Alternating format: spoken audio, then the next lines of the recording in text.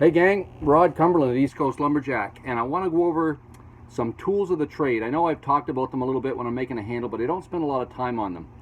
So I want to, it's been a few weeks, it's actually probably been a few months since I've talked to you. I've had a busy life the last little bit, trust me, and maybe I'll get into that sometime. But anyways, we're back in action. I want to talk a little bit more about the tools of the trade and show you specifically the tools that I use to make axe handles, and I use them because it makes life really easy.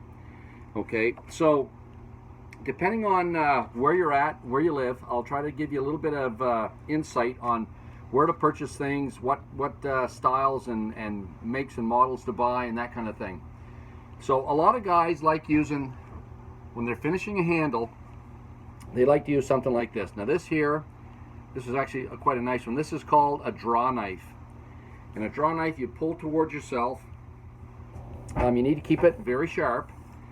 The problem with a draw knife that I found over the years is, depending on the angle you hold it at, sometimes you can dig in a little bit deep, other times maybe not enough. It takes a lot of time to get the hang of using one really well. But there's another tool that works the same as a draw knife. That's one there. There's all kinds of different ones. Here's a couple other ones I have. Again, same basic design, same basic pattern. They're antiques. You can find them at antique stores and stuff, and they work well as long as they're nice and sharp. Any object that you have, whether it's an axe or a tool like this here for sharpening, they all need to be sharp, because a dull tool is a useless tool in my mind, and it's a dangerous tool. So you want to keep things sharp. Now the next thing that I use for doing that is this here. This is a spoke shave, and they're fairly simple. Let me take this one apart for you. There's a little nut here on the top, and it just unscrews and lifts this little piece. It slides up around that little screw, and then this is the blade that comes out. Alright, so this is the blade. Now this comes from Lee Valley. Here's what it is in the box.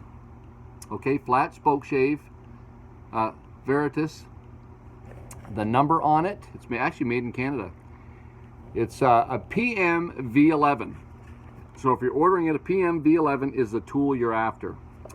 And then the other thing that you really need to know is when you get replacement blades, you want the PM V11 blades for flat and round files, these babies here. Okay, and I say that because I've ordered blades through Lee Valley before and actually got the wrong blades. They don't have the wings taken out of the sides like this, so it actually goes in. So you can see right on PM V11 right there very clearly. So that's actually what you're after. So spoke shave is fairly simple. Usually these pins need to be screwed in. My old one from Canadian Tire has a little star-shaped screwdriver there. You can actually turn them in. These ones here are nice and snug already. And then the other thing with these, the blade actually goes in what you would think is upside down. So I used to mount mine with the bevel facing out like it's actually shaped, but you actually do it the opposite way with the bevel facing under. So the bevel goes under, goes in just like this. That's how it sits in the bottom, nice and flat. And there's your bevel right there. Okay, and once that's in there, you want to make sure it's the same distance from side to side, so the same gap from here right along to here. Okay, that gap needs to be the same. If it doesn't, of course, it'll bite more on one side than it does the other, but it works best. So what you want to do is just snug up this nut that holds the blade in, snug it up, and then if you need to adjust it, take a look at the bottom and see where it needs to be adjusted, and you adjust these here, these little wings, and of course this way pulls it up, the other way pushes it down. So mine's pretty good the whole way along there, so I'm just going to really tighten this here one down well, and there it's ready to use. Okay, so that's a Veritas spoke shave. You can get it from Lee Valley. You can order it online. It's a Canadian company, and it's a very good tool for finishing axe handles. For hickory wood, I take a little bit less of a bite. For ash, I take a little bit more of a bite because ash wood is a little bit softer than what hickory is. So I don't take quite as big of a bite on hickory. So that's the spoke shave. Now the other tool that I use a lot of is this here. It's a Stanley, and unfortunately for Canadians, we actually have the advantage on the spoke shave because Lee Valley's a Canadian company. For this puppy here, it's Stanley made. I found one when I was in the US just the other day. They finally opened the flipping border so we can get across. So it's a Sure form, okay, SUR form, and the number on this one, it's a 21-296, 21-296. So this is what it comes like in the package. Cannot find them in Canada. Maybe there are some stores here in Canada that have them. I just haven't been able to find them yet here in the Maritimes. But this is a great little device. Now, the other thing I want to tell you about these, because I didn't talk a lot about, this one here is sold with a flat bottom, okay, the tool. You can see this one here, it's rounded. The rounded one is the best for what we're doing when we're doing handles. Okay, it allows you to get in where you're right here. When you're doing your palm swell, I use it to finish in here, and that rounded part really works well. Nothing else works as well as this. Now hang on a second. The other thing I did when it looked like the world was going to, you know, wearing a handbasket, I stocked up on a lot of gear. Okay, so I've got a couple of spoke shaves, I got replacement blades. You know, if it all goes to, you know, wearing a handbasket, that's fine, because the old East Coast Lumberjack is going to keep making handles because he's got the gear. So here's a whole box. I ordered these. I actually came from Denver, Colorado, but these are replacement blades. Sureform replacement blade. It's a 21-299. So the Stanley number is a 21-299. That is the one you want. It has the concave shape to it.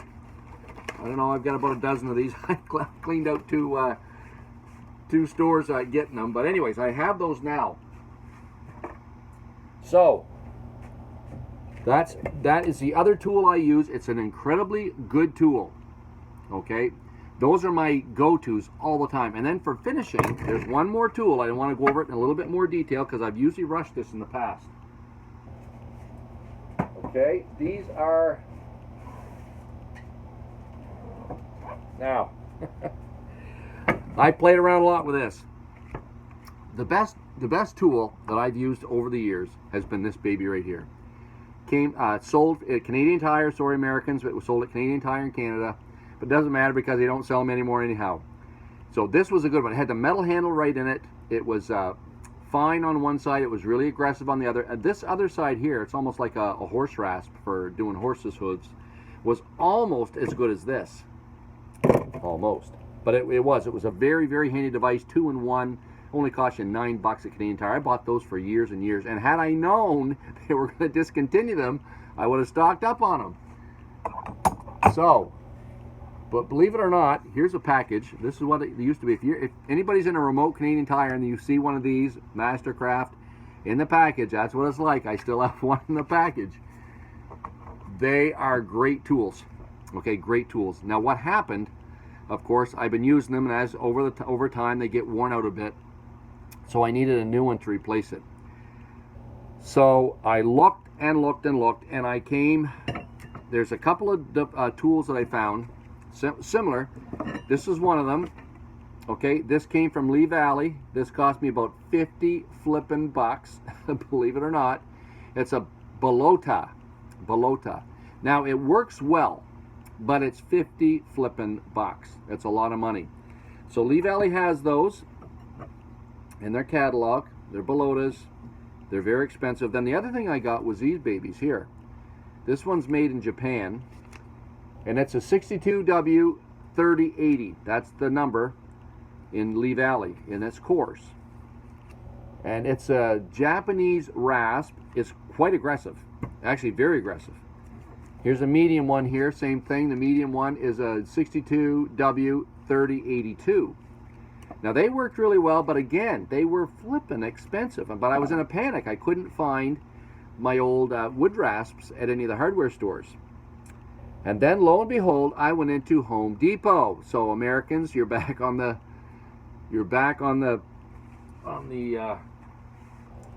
good side of things again, because I found these. Now, Canadian Tire has what they've done, and they'll tell you they have these. They've gone to this one. This is right in the package. It's a Mastercraft, and it has the same number on it, that 058-2840-2, the same number as the old one I showed you that was metal. Okay, 2840-2. So here it is. This one here, which is entirely different than this puppy here, they have the same number, same stock number. So they discontinued this Canadian Tire. This is the new one that replaced it. This is junk. Okay, from the East Coast Lumberjack, I'm just telling you, I would use anything else but that thing. It is useless. It's a bit of garbage. Just saying. Sorry, don't know who manufactures them now, but they're junk. So what I did find though is I found this. Okay, this replaces. This is how I finish my handles. So once I'll use my the bandsaw first. I use it comes out 8-sided. Okay, so this is an 8-sided handle. This is how it comes off my bandsaw. Actually, this is a pretty cool handle. Look at that. Bullet hole. Somebody shot a bullet through this. You can see the white of my shirt and back of it. So I'm saving that to hang that for a buddy of mine. It's a really cool conversation piece. Hey, check out that. Somebody shot a bullet in the tree. Must have been squirrel hunting or something down in Connecticut. So my handles are like this. They're 8-sided when they come off the bandsaw. Then I use my spoke shave to basically take those edges off and shape it and make sure it's nice and straight. I keep looking down at make sure the handle's nice and straight. So I take it from that to this here. Okay, so this handle here shows you this is the 8-sided. This is when I've used the spoke shave. This is how nice it looks on the other side. So you see it's nice and smooth. I've used the Stanley Sureform to do in around here on all my palm swells. I'll finish this other side. This one didn't go out the door. I got almost done and I noticed this on the bottom of it. So a little split in the bottom of the handle. Now again, there's nothing wrong with this handle. I'd put a wood screw in that, and I'm gonna, hopefully people realize this. I've got a few tools out there in my garage, and I've got wood screws in them to hold that from going any further, and they don't. Hickory's amazing wood, and that'll last you the life of the handle till you beat it up top somewhere. So again, don't let that fool you, okay? Don't let that scare you. Just because there's a little bit of a drying check in it, and guys that order long handles, I always tell guys that want 36-inch handles and longer, I only make my bolts 36 inches. So these checks are going to occur in the butt. So just put a wood screw in it, and it'll hold it like 90s, countersink it a little bit, so it doesn't bother your hand at all. That handle will last your lifetime. So then once I go to the spoke shave and I get it shaped like I want, I then use this tool. Okay, Nicholson crescent file. Okay, it's a bastard file from Brazil. This is the packaging. Actually, there's two kinds of packaging that comes in. I'm not sure which is the most recent. Home Depot is where you get them. Okay, so here they are. Those are the two kinds of packaging you get. They usually have a plastic handle hanging out the bottom of them. Where's their number on these? Right there. It's a 2174 6HN. 2174 6HN. That's the stock number for these puppies. These are great tools. So, in a nutshell, the three, again, I use a bandsaw. I got a King bandsaw back here, 14-inch. I've got another Walker Turner, really nice antique one out in the garage I use to shape my handles. I'm going to use these three tools to finish them, and it'll give you a beautiful finish. All you do is a little bit of sandpaper afterwards. Actually, sometimes I don't even use the sandpaper on my chopping axe handles. All right, so the Veritas spoke shave from Lee Valley. Again, I have no stock in any of these companies. I'm just telling you what I use. It works well.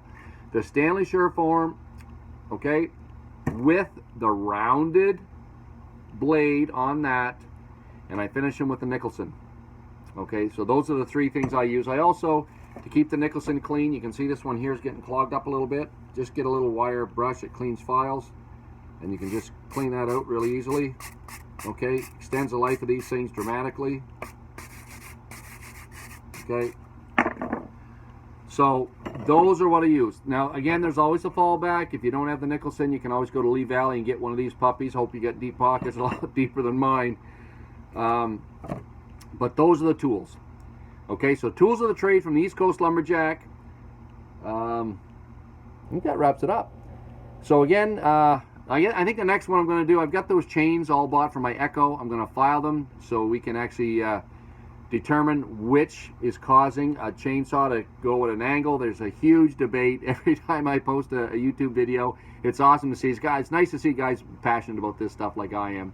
But there's a huge debate on what it is, so we're going to answer that question once and for all when I finally file those up and stick them on a chainsaw and see which one cuts crooked.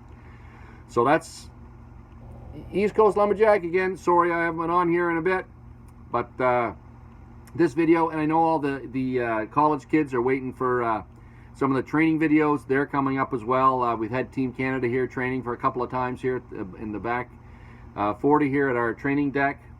Next time they're here, I'm going to do a little bit of video for them, but usually it's usually in the evening, so I got the lights all hooked up out there. She's quite a spectacle when it's running. So anyways, thanks a lot. Signing off till next time. East Coast Lumberjack, over and out.